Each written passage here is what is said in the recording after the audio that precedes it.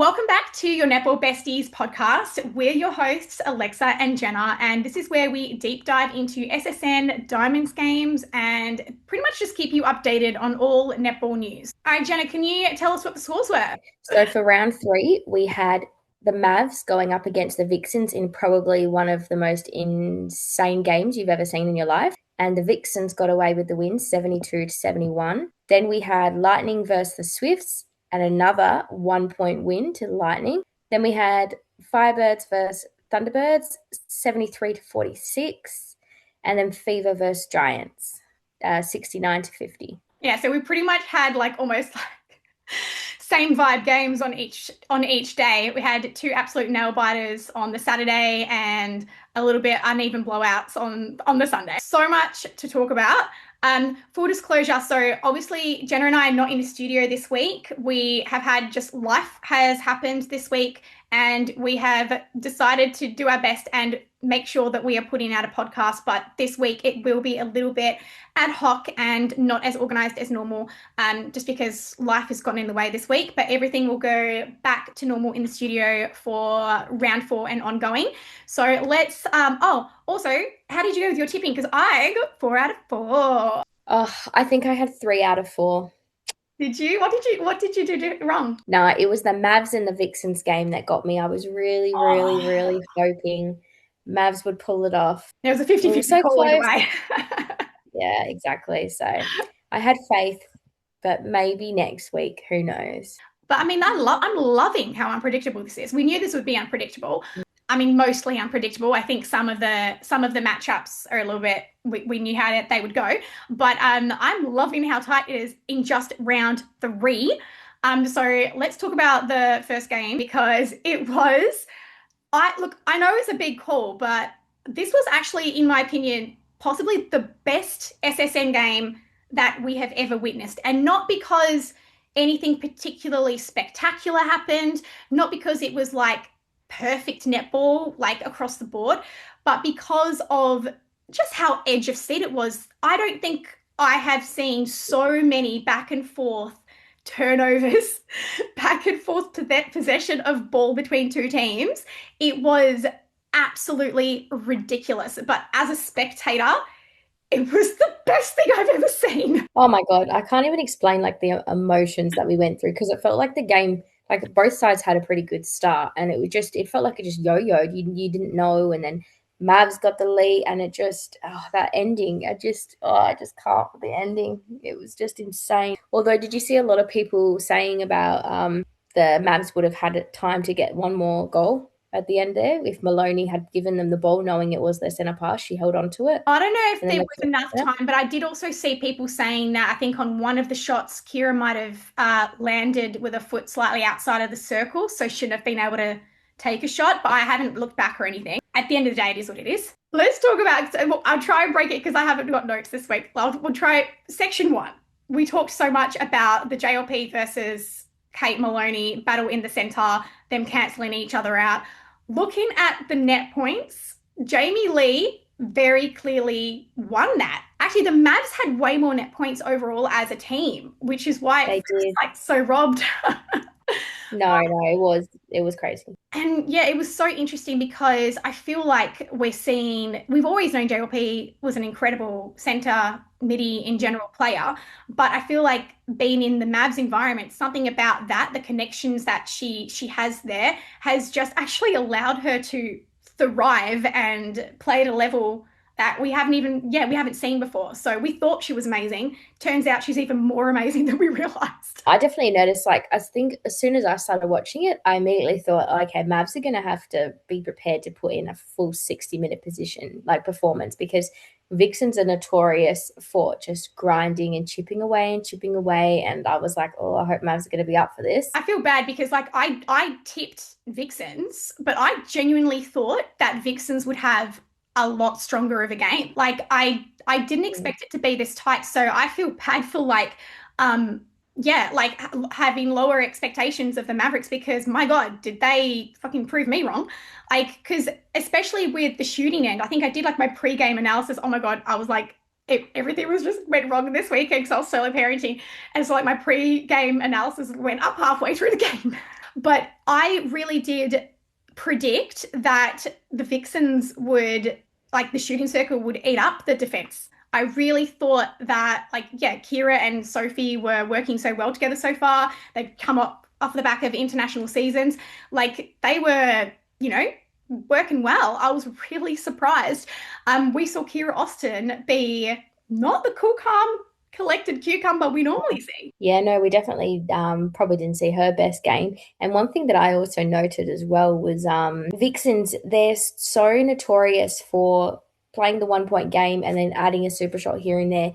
But they were very much like they were being dominated across the court. They were struggling to see them sort of change their standard game plan to chasing super shots to make up a deficit was just so wild to me. And that made me realize, like, wow, they really do have Vixens like under the pump. And then also, Shimona Nelson looked undefended the whole game.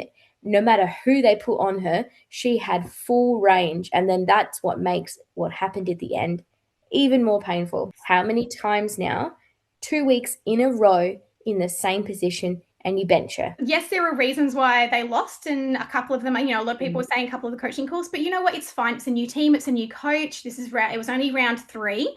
I think the most positive things to take from that, and I know that Mavericks were absolutely heartbroken.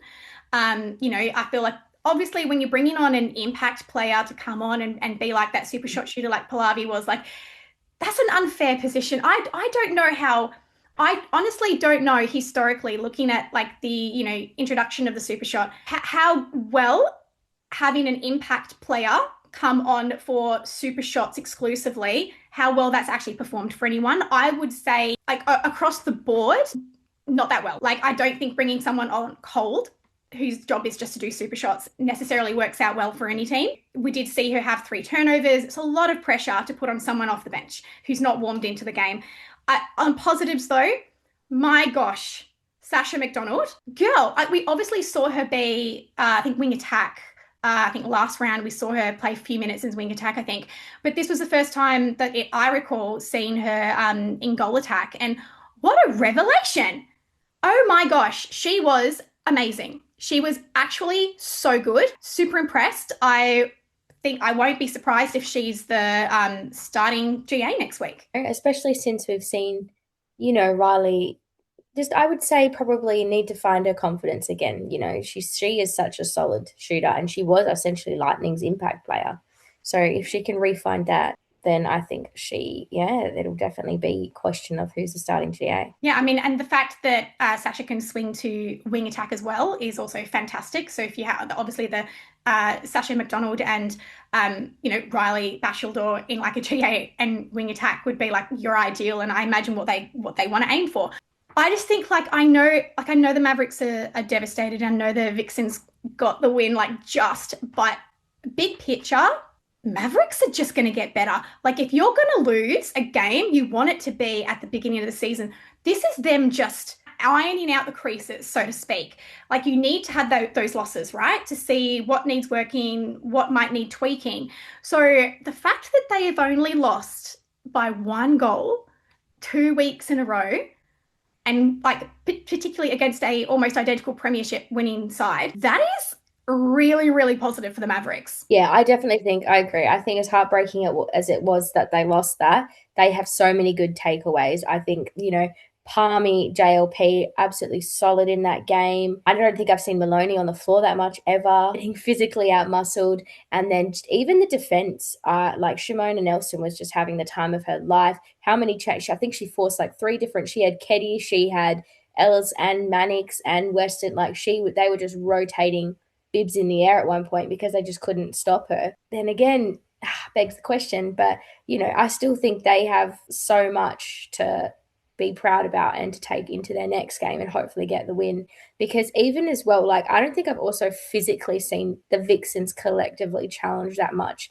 Like, every single ball they took, they had to rip it in. They had pressure. They had a Mavs player riding them. Like, they were put under the pump. Yeah, no, I agree. It was entertaining as all hell.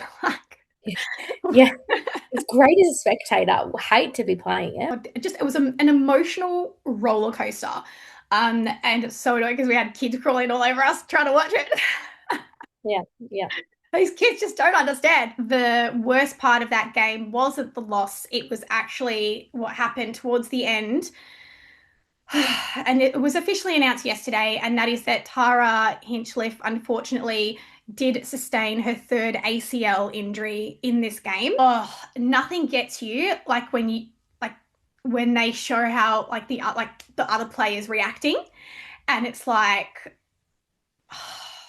so what? It's devastating. It's such a shame that the sport there are so many highs and then so many lows. Like it's really awful that injury goes hand in hand with elite sport. And especially imagine your third. I think she immediately knew it was ACL. She must I mean that by your third time you knew. I think Riley Batchelor, who's done her, she saw it, she immediately knew. Devastating for her. But you know what? If anything, I hope this is a vote of confidence and proof to herself that look how many times she was able to get back and still play amazing netball. That's such a good point, Jenna.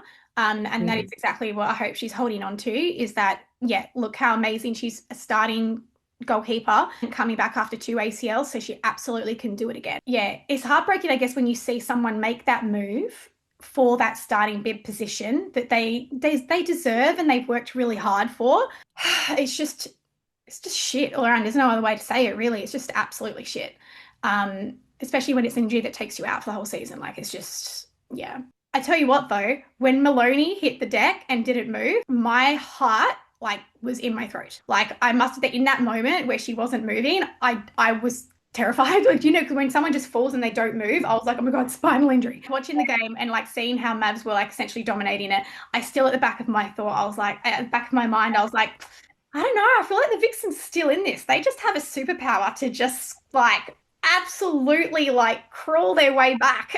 Like, they just like never say die. They are like they stay onto it till the end. And even though like they overall like weren't the stronger team on the day, they get the job done and you know, kudos to them for it. But I will say the same Mm. way that this was positive for Mavericks, and I'm really regretting not putting Mavericks in our top four now. That I feel like equally this is a little bit of alarm bells for Vixens in regards to the fact that they didn't have many options to change to.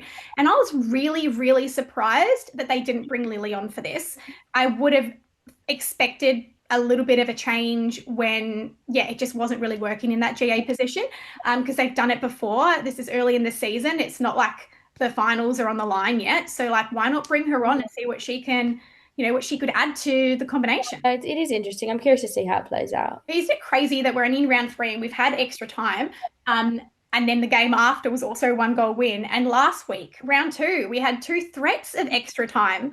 Like, this is insane. It feels like the semi-finals. Like, normally this stage is like a bunch of blowouts and or maybe like an 8 or 6 goal deficit. Like, but this is like girls have come to play. Oh, 100%. It's kind of scary. All right, so game two, another nail biter with Lightning versus Swifts. So I don't, this wasn't what I expected, to be completely honest. I thought that Lightning would win by a bit more, but then I also expected Gabby Sinclair on the court. So she was announced to play. She was warming up. Belinda Reynolds was, you know, asked at halftime whether she's able to play, and she said, yes, she's full and ready to go. So I was surprised and disappointed that we didn't get to see her at all.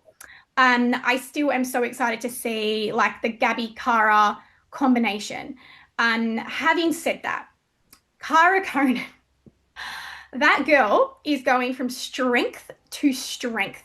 So not only did she get 100 net points last week, but she got player of the match this week. I've honestly just been so impressed because we've seen her swing into GA for a couple of years now, occasionally. And you know, and we've always highlighted the fact that it didn't feel natural. Like obviously, like her strengths weren't naturally there. But my God, she's been working on it. Maybe this is all part of the long-term strategy for Diamond's selection, is that she's had to add being a strong GA to her game in order to secure a Diamond's position because, you know, like there's competition for that GS bib. I was like actually really impressed and so happy for her. So wasn't mad about it. Still want to see Gabby in there, but wasn't mad about it. Oh, I think she's doing well to, continue to evolve your game. I think, especially in such a competitive environment, you need to be able to stand up when it counts. The Swifts really, really challenged them, just like the Firebirds had the week prior. So I do want to definitely see a few things changed up because, yeah, like that at the moment, clearly this isn't their strongest setup if they're winning games by one goal. Whereas the Swifts, a bit to talk about. So we had Helen Housby finish last round as player of the match. She was, we talked about how great it was to see the glimpses of the old Helen. Her confidence was back. The combination with Becky was like had come absolute leaps and bounds. But then we actually saw her benched again in this game. But what I was really impressed with was Grace White. So this was the first time we really got to see her. Obviously she's a wing attack as well, but it was the first time we really got to see her play a goal attack position for an extended period of time, and girl delivered. I was so impressed with her. I like literally one of my notes says Grace White clutch super shots. So I just think she did so good. Like it's so exciting seeing the young talent coming through the competition and them being able to have the confidence to stand up and deliver. It's just, yeah, it's really great for the game. 100%. And like the commentators pointed out as well, the connection between the two Graces. So her confidence to just feed as soon as she sights Grace and, be accurate and know that Grace is going to pull it in. Like that connection is clearly strong. And it was very surprising to see Helen, benched in this game. But at the end of the day, the coach has just got to put the best foot forward. Yeah, that's pretty much what it comes to. How did you feel about Swifts on the rest of the court? They're definitely missing Paige Hadley. That's for sure. We had on our netball talk game chat a lot of people saying hopefully Paige will be back soon, and I'm like she just had a baby, maybe next year, and they're like, oh well, like I can hope. You can hope. It won't happen, but yeah, like I get it. I'm also hoping that Fretwell reverses her retirement. We could all hope and dream.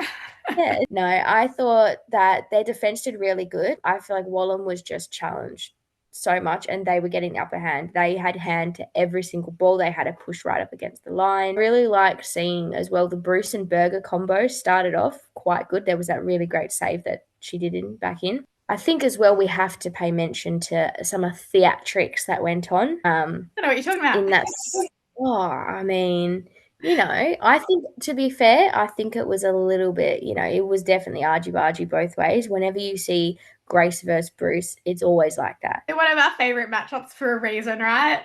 I don't know if you saw, do you follow the netball feed?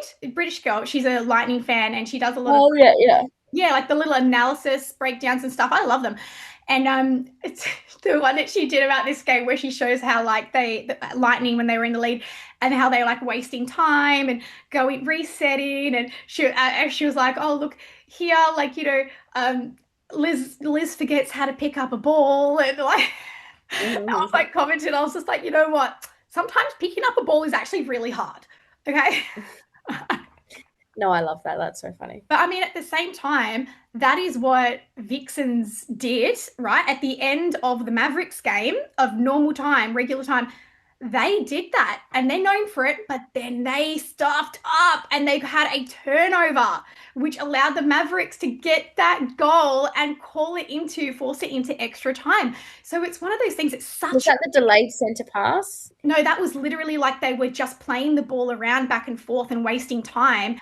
And they turned the ball over. Like it's such a risk. Like if you're going to play that game, you have to be perfect. I agree as well. I was really hoping we'd see Gabby Sinclair. I still really want to see her have a crack at with Cara because especially if Wallam's already so under the pump, I really want to see, I agree with you saying that we haven't seen their strongest starting seven yet. Well, who knows? Hopefully we'll get it next week. And maybe there was just, maybe Gabby just wasn't ready and they just didn't want everyone to know. Like maybe it was just all a little bit of like mind games as they do have her warming up, like pretending like she's ready to come on. So game 3, we had the Thunderbirds versus Firebirds.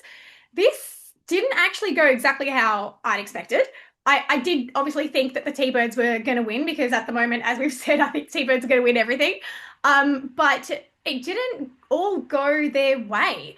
The T-Birds started this game by essentially annihilating the Firebirds. Like that was a demoralizing first quarter. And it was like kind of very much changed up by the second quarter. They had some changes on both ends. And I don't know if it was as much Firebirds fighting back or if it was complacency on on behalf of the Thunderbirds by essentially just having such a strong first quarter. What do you think? Yeah, I think it could be a bit of that, to be honest. You when you get used to winning, you can be like, oh, and then they started getting challenged, but then they realized, oh, hang on a sec. I thought that Firebirds had such a solid defensive effort this week against they were winning ball. Kelly Jackson, Ruby Bagwell-Doran, what a great combo. I think that's probably the most I've seen Kelly Jackson play to date. Very exciting. Like she was just winning some really great ball. It's funny because the commentary were making like I didn't agree because I agree with you. Like they were saying how Elmade was like winning that battle and Jackson was quite quiet and wasn't having too much of an impact. And I was like looking at like the stats while they were saying this and I was like I can't agree with you there because I would say Elmade was actually having her most challenged performance that we've seen. Yeah, I mean, obviously we've only seen 2 rounds before, but so far this was the most that we'd seen her challenged. She had a few misses. Her percentage was down in the 80s. Like it wasn't like a massive impact on how amazing she was, but it was definitely not a perfect game. No, I agree. I think that, we're seeing her starting to get challenged, but also for her as a player, she is still showing such a great way to adapt. I feel like their attack is what sort of wasn't rewarding their efforts. Like we saw, like I would say, and I know I'm calling things early, but I would say a future diamond goal shooter, Elsa Sis Sandholt. So we had Mary start, and then Mary was benched, I believe, in the second quarter, and then we saw Elsa come on, and that girl was up against Shamira Sterling Humphrey, was having arguably her best game yet. Like that girl, like I feel bad for her because a couple of those great intercepts that she had were lost. I think with like T-Birds dropped the ball literally and figuratively a couple of times, and they ended up losing them both on an over a third call. And I think just because they were just being a bit lazy with driving forward. Shamira was having an amazing game, and Elsa was Oh my absolutely God, yeah. there for it. Yeah, to be fair, yeah, I think for having a proper hit out against someone the likes of Shamira, who was probably having one of her best games, and still, obviously a little errors here and there, but to still actually have a solid performance and also super shots should be something to be really proud of. 100%. As soon as I saw her and the way that she came on with so much confidence to go to post to prove what she could do, oh my God, like this girl needs to be a starting player. Like I think that Mary's got a real challenge on her hands in regards to how well Elsa performed. Having said that, I do think towards the end where we had Topias Selby Rickett didn't have her best game. It was really confusing to me as to why you wouldn't bring Mary back on because, yes, Mary hasn't been having a perfect season so far, but she was actually doing not too bad in the first quarter. She wasn't at all having as off of a game as Topias Selby Rickett was. I think she ended with 13 turnovers and shooting at like 44%, and then with like negative 39 net points. I think at that point, there's too much pressure on the one shooter. I was confused as to what Kiri Wells had in mind, I guess, in that scenario. I would have said put Mary back on as a rebound option. She can also shoot twos and then allow Elsa some running space in GA. I am assuming she can also play GA. Hi guys, just quickly jumping in here because we had some technical issues. We did try to record on our phones, but unfortunately I haven't been able to find the actual audio. It's disappeared on me. So unfortunately the last part and the last game of our recap was lost. So I'm so sorry for this week's absolute shit show. I promise that going from next week, everything will be back to normal scheduled podcasting.